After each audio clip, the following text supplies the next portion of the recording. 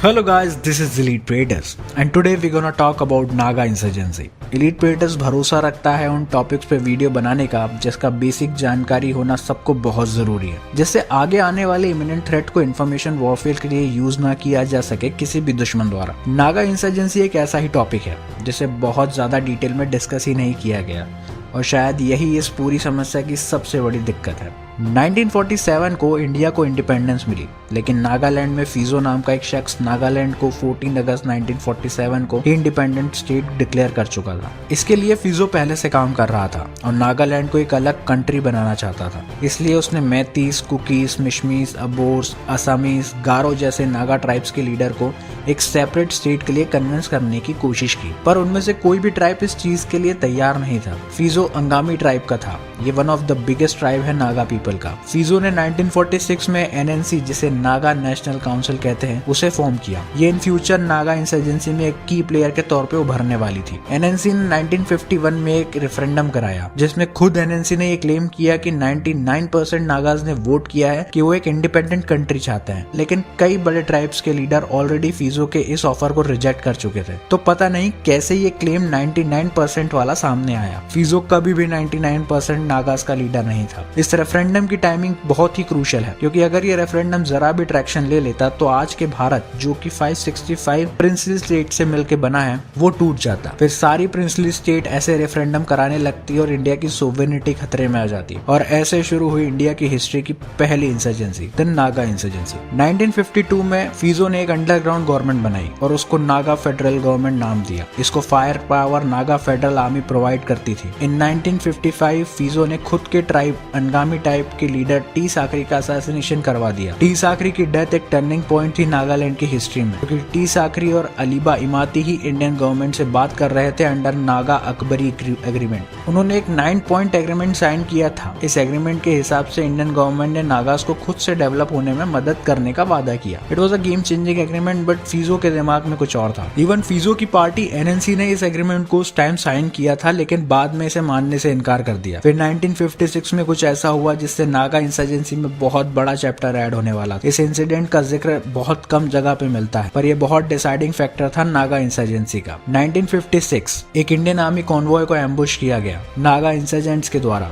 और Indian army के 29 soldiers वीरगति को प्राप्त हुए। द होल कॉन्वॉय पेरिश्ड, कोई नहीं बचा। दिसंबर 1956 फीजो ईस्ट पाकिस्तान के थ्रू लंदन भाग गया और वहां से नागालैंड की फ्रीडम को सपोर्ट करने का क्लेम करने लगा। 1958 आते आते फोर्सेस पे अटैक बढ़ने लगे, इसलिए 1958 में इंडियन गवर्नमेंट ने armed forces special power act बनाया और नागालैंड में इम्प्लीमेंट किया। लेकिन इसके बारे में एक बहुत ही इंटरेस्टिंग फैक्ट बहुत कम लोगों को पता होगा। भी भले ही एक्ट को आफ्सपा कहा जाता है, लेकिन जब ये बना था तब इसका नाम armed forces special power Assam and Manipur act था। सोचिए कॉन्फ्लिक्ट इतनी भयानक कि आपको उसके लिए एक सेपरेट एक्ट बनाना पड़ जाए just to empower your forces. आगे चल के यही act arm forces Punjab and Chandigarh special power act in 1983 और arm forces J&K special power act in 1990 बने। नाउ आप सोच रहे होंगे कि इसमें तो सिर्फ असम और मणिपुर का नाम है, नागालैंड का नाम कहाँ है? सो यहाँ भी एक वेरी लेस नोन फैक्ट सामने आता है। नागालैंड एज अ स्टेट 1963 से पहले एग्जिस्ट ही नहीं करता था। नागालैंड एक डिस्ट्रिक्ट था असम में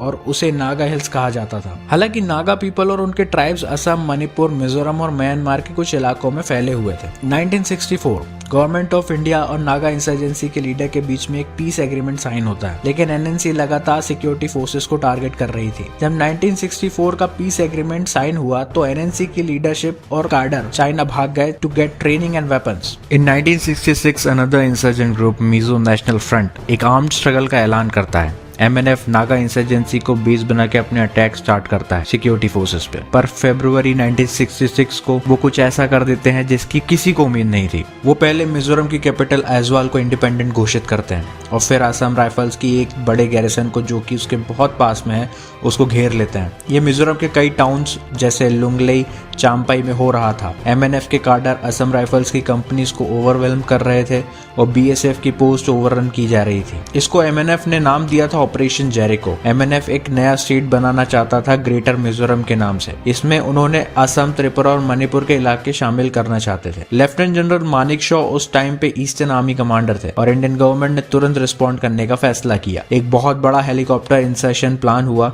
जिसमें 2 कंपनीज 8 सिख और 2 कंपनीज 5 पैरा की हेलीकॉप्टर के थ्रू इन एरिया में डिप्लॉय होनी थी। लेकिन जब हेलीकॉप्टर्स इनको लेके अंदर जा रहे थे तब उन पे बहुत हैवी फायरिंग की गई MNF के पाकिस्तानी ट्रेंड लड़ाकों ने। जी हाँ, आपने सही सुना, जैसे नागाज म्यांमार को यूज कर रहे थे to get training and weapons from China, MNF east Pakistan से मदद ले रहा। हैवी फायर के चलते इंडियन फोर्सेस को वापस आना पड़ा। असम राइफल्स के उस गैरिसन को जो घिरा हुआ था उसको फाइट में सस्टेन करने के लिए राशन और एमिनेशन की जरूरत थी। इंडियन एयरफोर्स सप्लाईज ड्रॉप कर रही थी। सिचुएशन बहुत ही खराब थी। न केवल सिक्योरिटी फोर्सेस के मैसेकर की आशंका थी, पर जो सिविल सर्वेंट वहां पे फंसे हुए थे उनकी जान को भी बहुत बड़ा खतरा था। पर ये लड़ाई में MNF ज्यादा देर टिक नहीं पाई, all thanks to the brilliant operation conducted by Indian air force and Indian army. IAF unlocked very crucial combat experience in this fight. Indian reinforcements अपने लोगों तक पहुंचना शुरू कर चुकी थी और MNF से इंटेंस लड़ाई मार्च में बंद हो गई। हालांकि लो इंटेंसिटी कॉन्फ्लिक्ट अगले 1 डिकेड तक चलती है। लड़ाई हारते देख MNF के लीडर लाल डेंगा भी पहले ईस्ट पाकिस्तान भागा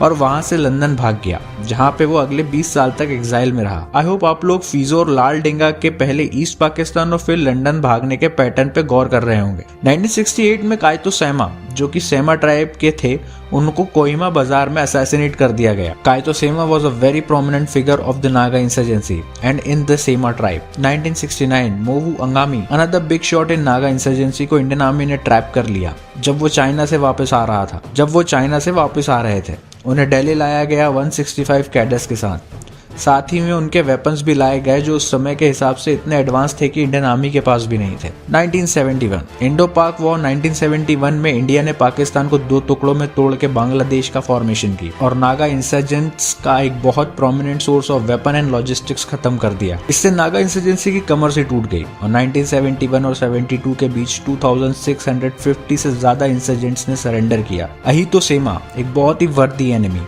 जिसे इंडियन आर्मी में काफी इज्जत मिलती थी क्योंकि he was master of large ambushes और अपनी स्टेल्दी मूवमेंट के लिए जाने जाते थे। 1973 में अहितो सेमा ने भी सरेंडर कर दिया। ये सब ईस्ट पाकिस्तान के खत्म होने के कारण हो रहा था। अहितो के सरेंडर से नागा अंडरग्राउंड फाइट को एक बहुत बड़ा झटका लगा। लेटर इंडियन गवर्नमेंट ने एक BSF बटालियन बनाई जिसके कमांडर अहितो सेमा थे। उन्होंने DG रैंक तक होल्ड की है। जिस अहितो सेमा के कैडर ने उनके साथ सरेंडर किया था उन्हें भी BSF सोल्जर्स बना दिया गया। ये सब डेवलपमेंट देख फीजो की अंडरग्राउंड गवर्नमेंट के प्रेसिडेंट कातू सू ने भी ये रियलाइज किया कि अगर हम नागालैंड को आज़ाद करवा भी ले तो हम कभी भी साथ नहीं रह पाएंगे, बल्कि आपस में ही लड़ते रह जाएंगे ट्राइबल पॉलिटिक्स और राइवलरी के कारण। On 11 January 1975 Shillong agreement sign होता है नागालैंड अंडरग्राउंड गवर्नमेंट के लीडर्स और इंडियन गवर्नमेंट के बीच, जिसमें फीजो का भाई भी इस एग्रीमेंट को साइन करते हैं। शिलोंग एग्रीमेंट के हिसाब से सारे नागाज अनकंडीशनली इंडियन कॉन्स्टिट्यूशन को एक्सेप्ट करेंगे, अपने हथियार इंडियन गवर्नमेंट को डिपॉजिट करेंगे और अंडरग्राउंड नागा गवर्नमेंट के लीडर को टाइम दिया गया कि वो अपने इश्यूज को सामने रखें फॉर फाइनल सेटलमेंट। लेकिन हिस्ट्री रिपीट्स इटसेल्फ। एक इंसर्जेंसी ग्रुप के लीडर टी मोइवा जो उस समय चाइना में थे, उन्होंने इस एग्रीमेंट से डिसएग्री किया और इसाक चीसी सू और SS खापलांग के साथ NSCN फॉर्म किया। NSCN stands for national socialist council of Nagaland. लेकिन जो बात कातू सू ने कही थी वो बात फिर सच निकली। NSCN में एक इंटरनल बहुत बड़ा वायलेंट क्लैश हुआ जिससे ये ग्रुप 2 हिस्सों में टूट गया। NSCN Isak and Muivah, NSCN IM और NSCN खापलांग। NSCN IM मतलब NSCN इसाक एंड मोइवा और NSCN K मतलब NSCN खापलांग। NSCN IM के टॉप लीडर्स थाईलैंड भाग गए और NSCN खापलांग म्यांमार से ऑपरेट करने लगा। NSCN ने ही डोगरा रेजिमेंट के 18 जवान शहीद किए थे इन 2015 और फिर इंडियन आर्मी ने क्रॉस बॉर्डर रेड में उनके कैंप्स को डिस्ट्रॉय कर दिया। तब से लेके अब तक 80 rounds of talk in insurgent groups और इंडियन गवर्नमेंट के बीच हो चुकी है, जिसमें 2 सीज फायर एग्रीमेंट 1998 और 2001 के शामिल हैं, पर कोई भी कंक्लूजन नहीं निकल पाया। 2015 में नागा फ्रेमवर्क एग्रीमेंट साइन किया गया जो कॉन्फिडेंशियल था, लेकिन NSCN IM ने इसको अगस्त 2020 में लीक कर दिया। उनकी प्राइमरी डिमांड बहुत ज्यादा अनरीजनेबल थी। वो नागालैंड के लिए एक सेपरेट कॉन्स्टिट्यूशन और फ्लैग मांग रहे थे जो बिल्कुल पॉसिबल नहीं था। नागालैंड का फ्यूचर क्या होगा ये उनके पास की तरह बहुत अनसर्टेन है, लेकिन एक बात मेरी पर्सनल ओपिनियन में बिल्कुल साफ है कि अगर नागालैंड के लोग उनका फ्यूचर पिछले 60 डिकेड्स की तरह इंसर्जेंट्स के हाथ में देंगे तो उन्हें सिर्फ धोखा ही मिलेगा। वो हमेशा से इजीली मैनिपुलेटिव रहे हैं और पाकिस्तान और चाइना का इन इंसर्जेंट लीडर पे इन्फ्लुएंस ना केवल नागालैंड के लिए बहुत ही डिसएडवांटेजियस फैक्टर है, बल्कि इंडियन नेशनल सिक्योरिटी के लिए भी। आई होप आपको ये वीडियो पसंद आया होगा। Thank you for patiently watching and waiting for such a long video. Please hit the like button, it helps the YouTube algorithm to make me reach more people, and don't forget to subscribe. I will see you guys in the next one with more exclusive content. Jai Hind.